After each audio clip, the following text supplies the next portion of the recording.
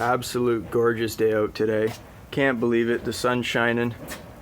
It's like 20 degrees out here. Yeah, unbelievable. I'm working here on this friggin' camera. If it would just focus, thank you. Working here just on the ground because it's a quick and easy job. Got the John Deere out here.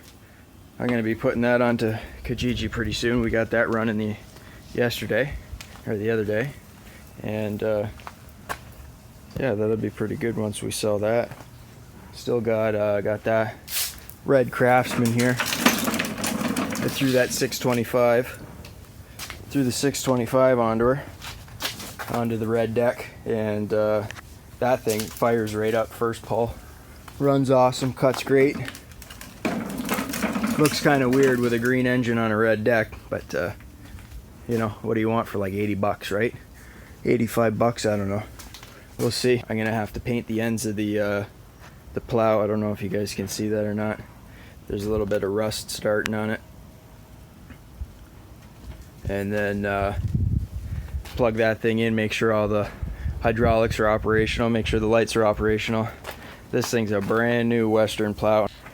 Yeah, so we got that, and that was like 2 or 3 years ago, and 2 years ago, and it was like the shittiest winter ever. You know, I think I shoveled like twice. Last year even, over here, I only snowblowed the driveway like maybe 2 times, 3 times, but they're saying this winter is going to be bad. So anyways, got lots to do. I got to pull the 11 horse Briggs off of that one there too. Once I get that done, we're scrapping that deck that's over here. Gonna be scrapping that too. When you got nothing to do in the winter, you know, you can basically just work on shit, you know, get stuff like that done. You still got something to do, you know, and it's not that labor intensive. So that's why small engine works the best. You just get to hang out in your garage and tinker with shit. So anyways, well, it's officially snowing. I don't know if you guys can make that out on the video, but that's definitely snow that is accumulating. So it's a good thing that we got our doors done. We wrapped our doors in plastic and put this little piece of rubber here, and we just got some quick clamps holding that on. Of course, the garage door itself locks, so you can't open that, you know, even if you broke into that. But you know what this does, wind would come in and it would push our garage door back, so it would break the seal, and the cold air would come in and go into the garage. So now we got the plastic up, and it keeps the garage way warmer in the winter. You got to run the heater less, and it's nice for the time it takes. You know, we pull out, we made these doors, and we just pull them out individually, wrap them in thick plastic. This one looks different because we ran out of the thick plastic that we used on all of that. So what we did was we took some thinner plastic that we had laying around, and we just doubled it up. And yeah, it works awesome. Keeps the garage nice and warm, but it does the job. So anyways, guys, that's it for now. Well, boys, we're in the shop again today. We picked this one up. Had to do a quick repair on it, you know, carb clean. We'll do I think we had to adjust the idler on the belts for the auger, and you know, just do a little quick tune-up, oil change, spark plug. And for that, we ended up picking up this one. The guy gave it to us, so he bought this thing for 1,900 bucks back in 1990s. So basically, if we fix that one up, we're picking this one up for free. It runs, it's got spark, but I'll probably have to do a carb clean and, you know, tune up on that one too. But that's an 826D, and we got a 724D outside that we just fixed up. Video to be posted on that one shortly. But yeah, so we're just in the garage screwing around. Got lots of stuff to work on. Anyways, talk to you in a bit.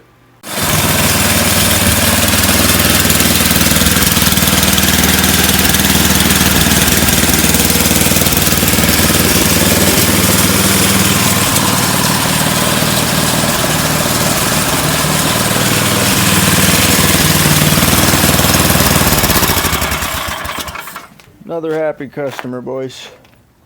Another happy customer.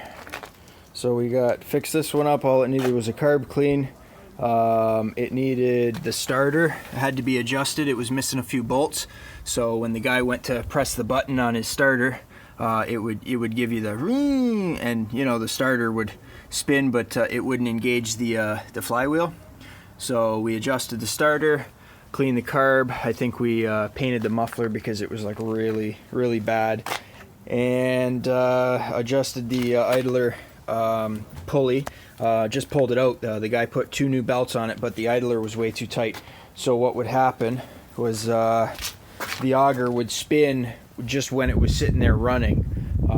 So we just loosened that off, and then we came in here and greased. You can see the grease nipples. We got grease. Greased the auger. Checked the air in the tires. I think we put 20 psi in. Cleaned, gapped the spark plug, and yeah, all that for, we pick up a free 826 John Deere snowblower. So that's a good deal for us. Well, guys, we're back in the the garage today, and we're just working on this John Deere 826D. But yeah, hard. You know, it's barely been used. It's in decent condition. Low hours. You know, he used it, and then he said it was just too small for, you know, all the snow that he had. So he went and got that bigger one. But I wanted to show you the carburetor. I'll just bring this over here to the table. Check this out. This thing, I guess it must have sat outside for a little while, and you know, tons of water got in there.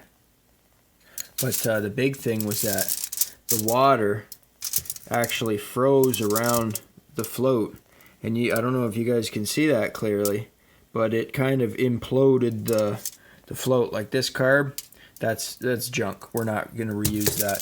So I'm gonna throw, we got carbs that we get from Amazon here, and I'm gonna throw one of these on. You know, they come with the gaskets and everything, but these carbs here, that's not supposed to be like that. But these carbs here, you got to tap them. So you got to tap some threads into them. So I'll show you a clip of that. Okay, so I got the taps out. What we're gonna be using is the one that's pulled out there. It's a 1032 National Fine. It's this one right there. These holes right here, they're not tapped. They're not threaded. So you got to get a thread in there, because this little bracket goes over that, and that's what holds your, that's what your heat shroud bolts to. They do that for I guess save costs on manufacturing.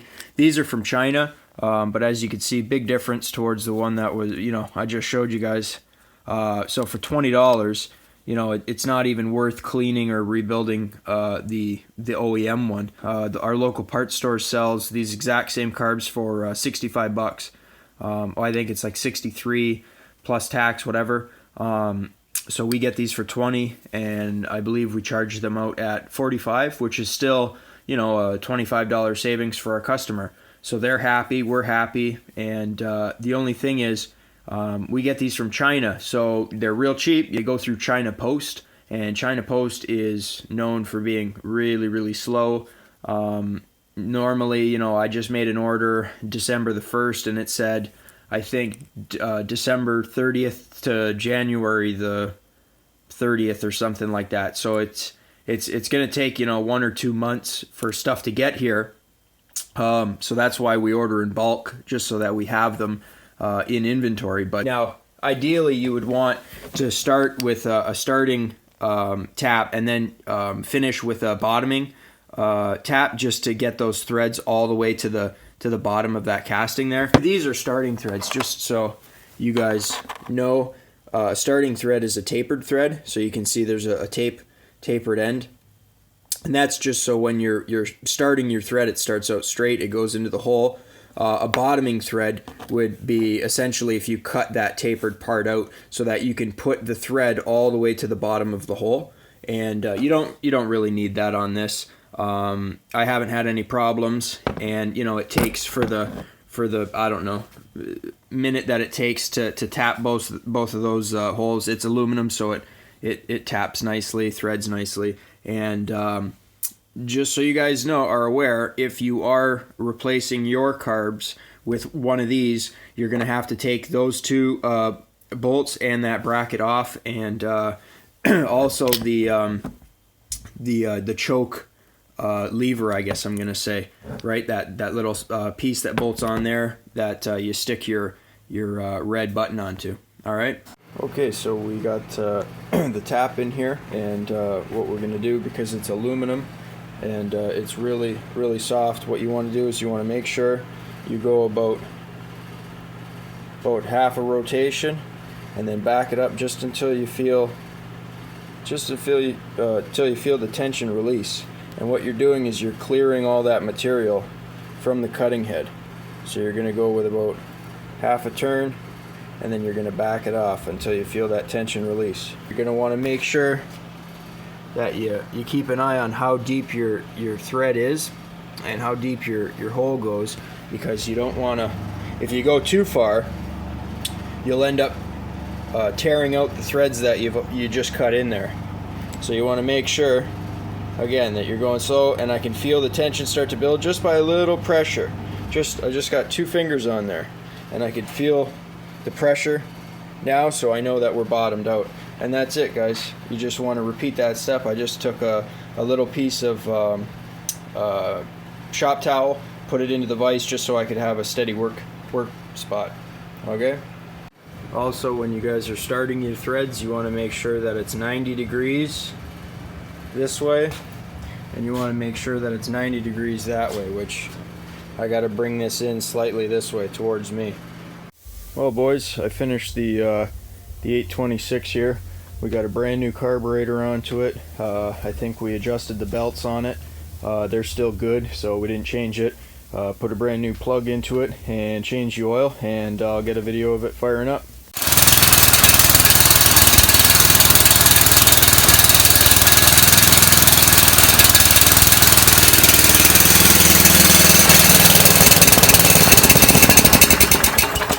Sure runs good, boys. So we got that done.